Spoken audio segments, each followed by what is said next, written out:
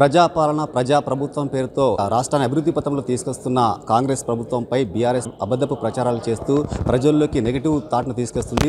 దానిలో వాస్తవాలను తెలిపేందుకు ఈరోజు ఆర్ఎండ్బి గెస్ట్ హౌస్లో సుడా చైర్మన్ కోమటిరెడ్డి నరేందర్ రెడ్డి ఈరోజు ప్రెస్ మీట్ నిర్వహించారు.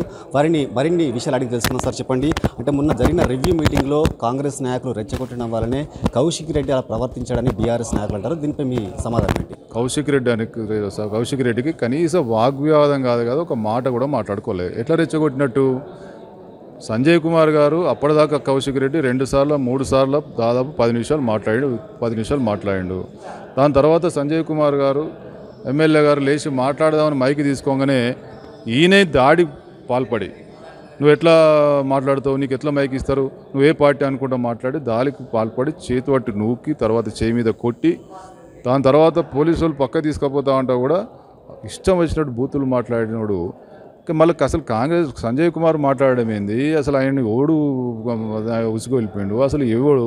ఇదంతా ఒక పక్కా ప్రణాళికబద్ధంగా అంతకుముందు 2-3 సార్లు ప్రయత్నం చేసిండు, సాధ్యం కాలేదు. ఎట్లా ఛాన్స్ తీసుకోవాలని చెప్పి ఈ సంజయ్ కుమార్ లేవంగానే ఇది మొదలుపెట్టిండు. దానికి అసలు కాంగ్రెస్ పార్టీ వాళ్ళు ఆయన రెచ్చగొట్టుడు ఏంది, ఆయన మాట్లాడు ఏంది, లేకపోతే ఆయన ఒకసారి చెవులు అన్నాడని కమలాకర్ అంటాడు, లేకపోతే ఇంకోటి ఏమన్నాడు. ఇదంతా కూడా ఈ పిచ్చి పనులు, ఈ పిచ్చి ప్రజలను తప్పుదో పట్టిస్తా అంటే ఎవడు అన్ని వీడియోలు ఉన్నాయి, ప్రజలు అన్ని గమనిస్తూ ఉన్నారు. కేవలం అంటే మొన్న జరిగిన రివ్యూ మీటింగ్లో 6 గ్యారెంటీలపై ప్రశ్నించినందుకే మాపై అక్రమంగా కేసులు బనాయిస్తున్నారని కౌశిక్ రెడ్డి అంటున్నారు. దీంతో మీ సమాధానం? మంచి చెడును నువ్వు చెప్పాల్సింది పోయి నువ్వు దాన్ని చెడగొట్టి దీనివల్ల ప్రభుత్వానికి ఇంకా మంచి పేరు వచ్చేట్టున్నది, దీన్ని ఏ విధంగానైనా రసభాస చేసి డైవర్ట్ చేయాలి అని ఇదంతా ఒక ప్రణాళికాబద్ధంగా మీరంతా అనుకొని వచ్చి చేసింది తప్ప దీనిలో నీకు నిజంగా 6 గ్యారంటీల మీదనో లేకపోతే ప్రజల సంక్షేమం మీద నీకు ఏమాత్రం చిత్తశుద్ధి ఉన్నా కూడా నువ్వు ఆ మీటింగ్లో బాధ్యతగా వ్యవహరించాలి. అంతేగాని ఆ మీటింగ్ పెట్టిన దేనికోసము? ఇవన్నీ కూడా ప్రజలకు అమలుపరచడం కోసం, అమలుపరిచే దానిలో అమలు పరచకుండా ఉండడం కోసం చేసే కార్యక్రమం నువ్వు చేసినావు తప్ప ఇవాళ ప్రజల కోసం ఎక్కడ కూడా మాట్లాడింది కాదు. అది బీఆర్ఎస్ పార్టీకి ఉన్నది 30-20 అప్పట్లో దొంగ లెక్కలు చెప్పినారు.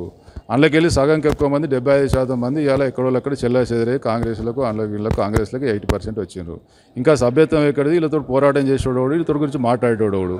ఇవన్నీ చాదగాకనే ఇవాళ ప్రజలను ఏ విధంగా తప్పుదో పట్టియాలి, ఇవాళ ప్రజలను ఏ విధంగా మరి మొత్తం వీళ్ళని ఏదో చేస్తున్నారు కాంగ్రెస్ వాళ్ళు అని చెప్పి సింపతి పొందాలనే ఉద్దేశంతో ఇలా హరీష్ రావు కానీ వీళ్ళంతా మాట్లాడుతూ ఉంటే అందుకే నేను రుజువు చేస్తూ ఉన్నా. నీ మీద ఇలా కాంగ్రెస్ పార్టీ పెట్టిన కేసులు కాదు. 2014 నుంచి 2023 వరకు బీఆర్ఎస్ పార్టీ అధికారంలోది. నీ దొంగలముఠ నాయకుడు ముఖ్యమంత్రి ఉన్నాడు. మరి ఆ రోజులలోనే ఇవన్నీ కూడా కేసులు అయినాయి. దీనిలో కూడా నువ్వేదో ప్రజల కోసం కొట్లాడిన కేసులు కాదు ఇవన్నీ కూడా. ఇవన్నీ భూములు కబ్జా చేసినాయి, బెదిరించినాయి, సంపదాన్ని బెదిరించినాయి, ప్రాపర్టీ డ్యామేజ్ చేసినాయి, ఇవన్నీ కూడా కేసులు. మరి దీనికి సంబంధించి మా మీద ఒక్క కేసు కూడా లేదు అనేదానికి సమాధానం చెప్పాలి. ప్రజలను మీడియాను తప్పుదో పట్టించినందుకు ఇవాళ ఏం క్షమాపణ చెప్తారో చెప్పుని, లేకపోతే మేము చూపించింది తప్పని నిరూపించండి. ప్రజలకు లబ్ధి జరిగే విషయంలో ఇతను చెడగొట్టిండు. దానికి నాన్ బెయిలబుల్ కేసు కావాలనే లేదు. నాన్ బెయిలబుల్ అందుకే కాంగ్రెస్ పార్టీ ఎక్కడ కూడా ఉద్దేశపూర్వకంగా పెట్టాలనుకుంటే నీకు నాన్ బెయిలబుల్ కేసు కూడా పెట్టేస్తుండే.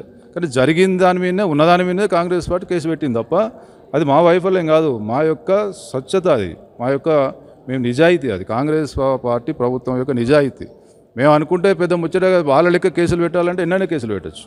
సో చూశారు కదా, ఇలాంటి అబద్ధపు ప్రచారాలు మరొకసారి చేస్తే మాత్రం ఇక నుండి కాంగ్రెస్ ప్రభుత్వం సహించదు, ఖచ్చితంగా అందరిపై తగిన చర్యలు తీసుకుంటామని కూడా సుడా చైర్మన్ కోమటిరెడ్డి నరేందర్ హెచ్చరించడం జరిగింది. కెమెరా పర్సన్ అనిల్తో శ్రీనివాస్, మైత్రి ఛానల్, కరీంనగర్.